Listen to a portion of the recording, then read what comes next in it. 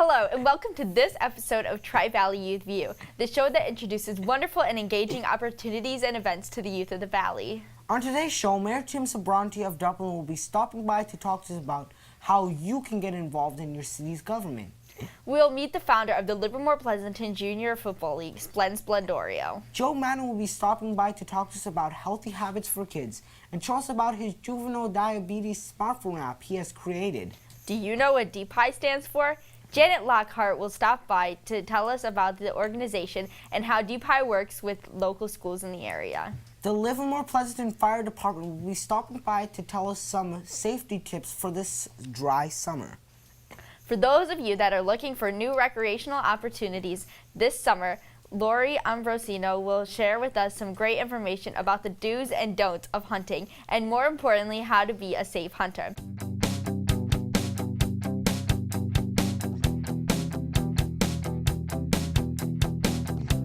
With us today, we have a very special guest joining us in the studio. Alameda County Supervisor Scott Haggerty is here. Thank you, Mr. Haggerty, for being here today. It's awesome to be here. Thank you for inviting me. To start off with, can you tell us what the Alameda County District Supervisor job duties are? Wow. Okay, well, we got about an hour, right? First of all, the county really finds itself helping people who are in need of help, whether it's they've lost their job and they need some sort of social services, maybe helping job placement, health care. We also help with food and shelter if they're losing their house. So we do more of the social aspect of it. We also run the county jail. We have a county fire department. We are in charge of foster kids. We also we are in charge of arguing with the sports teams, the A's, the Raiders, and the Warriors on a daily basis. So it's a lot of stuff, and it's really kind of interesting. And I think that's what I like about my job the most, is that you're never sure what you're going to get hit with. And I think probably the most rewarding thing that my job entails is when we actually help somebody. A story comes to mind where we actually helped a lady get an operation that quite frankly was going to die if she didn't get the operation, and we were instrumental in helping to get her over to Stanford and have this life-saving surgery. So, you know, I don't do it alone. I have a large staff. I have people that focus on certain things, but it's a very rewarding job, I can tell you that. Wow. What is the hardest aspect of your job? I think the hardest part is the way people can be mean. They really can. And, you know, I get up every morning and I go to work, and I just want to do the best for my constituents.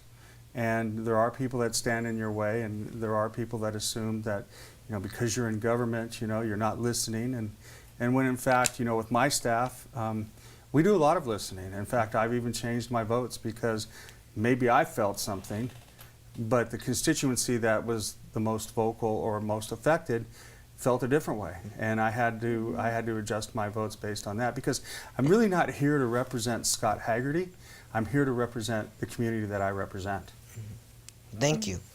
I heard that one of your passions is creating programs for the youth in the district. What are some of the programs that the board has created for the youth? Well, I think some of the programs that we have created is we have a couple youth centers. We have one in Ashland, and we have one up in Oakland. And I think one of the most exciting things that I'm into right now is we just put an offer on some property to bring a youth center to the Tri-Valley. Wow. And it will have programs. I want to have it more, because of the building that we're looking at buying, I want to have it more towards like performing arts, music, you know, where people can come and maybe, you know, learn how to play the guitar or the drums, or maybe learn how to get help with homework, and maybe have access to health care. So we're still in the process of developing this, but the building came forward, and it was kind of too good of a deal to pass out. So we're gonna go forward with that. I mean, some of the things I love to do with my own children even is 4-H. All of my kids have been in 4-H. They've all raised pigs, and it's really interesting to watch them get this baby pig and raise it to a full-grown pig and then take it to the fair. And in fact, we're in the middle of that right now. That's But I'm great. very excited about the youth center. I hope we get it. Fingers crossed. Very exciting. Yeah. Why do you think it is important to develop programs for the youth in this area? Well, I want youth to stay out of trouble. And I think as long as we can keep them busy, the less likely they are to get into trouble. But, you know, we have a tremendous amount of youth here in the Tri-Valley that don't have access to health care either. So these youth centers usually have some sort of a health care component. We will also make sure that the kids are, you know, in a environment in which they have shelter and clothing. We have a tremendous amount of kids here in the Tri-Valley that are actually living in their cars. And people don't know that. And that's kind of like the little secret of the Tri-Valley. So there's a lot of kids that really need services. We need to make sure that their bellies are full of food and that they're clothed, you know, they're clothed well and they're getting a good night's sleep. Because all those components are what's helped them do well in school. And that's really what we want, is we want them to do well in school ultimately. Are there any youth programs that overlap and cross between all the cities in your district? Well, the youth center will. I mean, although it may be in Livermore, it will cross over into Dublin and Pleasanton. And I would actually probably consider it a huge disappointment if this just became a Livermore Youth Center. And that will be the challenge as we move forward and get to the opening date, is to make sure that the people in Dublin and the people in Pleasanton, the children, understand that it's in Livermore, but it's their youth center too. And we'll make sure that we do a very good outreach program to make sure that happens. All right. What would be your advice for young adults that want to get more involved in their community and maybe even run for your position? First of all, I think a great start, and maybe this is because of where I started. I started with my own youth government school at the school. I was, you know, I was on student council. I served as, you know, vice president of my class. I did a lot of stuff like that. I've always kind of wanted to be like in the mix of the lead, you know, making sure that, you know, I helped form certain policies or whatever. From there, I went on to a city youth commission in the city of Fremont. And I would recommend that. I believe each one of the cities here in the Tri-Valley have some sort of youth commission. Get involved that way. And then, you know, one of the things I think we miss out on a lot is when you run for government, whether it's or city council or county supervisor, you tend to wait till later in your life. And maybe that's the point, you know, you want to make sure your family's stable and all that. But I would like to see more younger people run. I mean, you can run for school board, you can run for city council when you turn 18. And I would encourage people to do that. And then you've got to work hard. I mean, to get elected is not easy. You've got to convince a lot of people. And so I would say get involved at a young age.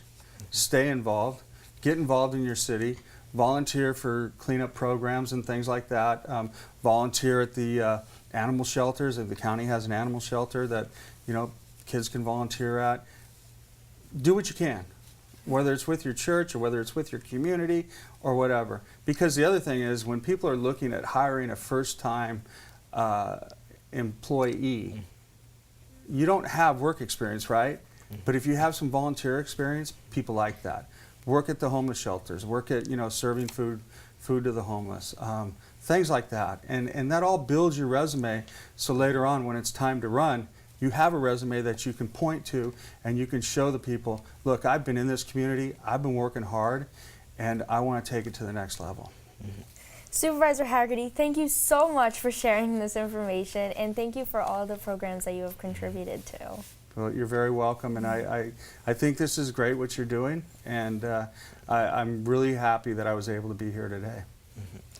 For more information on the great programs that are available through the county, please visit www.acgov.org/board/District 1. Stay with us after this short break. We will be right back with more Tri-Valley Youth View.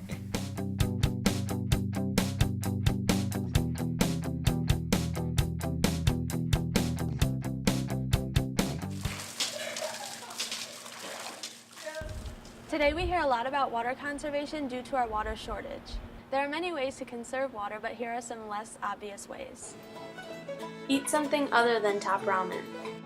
Don't recycle bath water. Act like a bear. Don't drink pool water. Embrace the outhouse. Do your part, conserve water.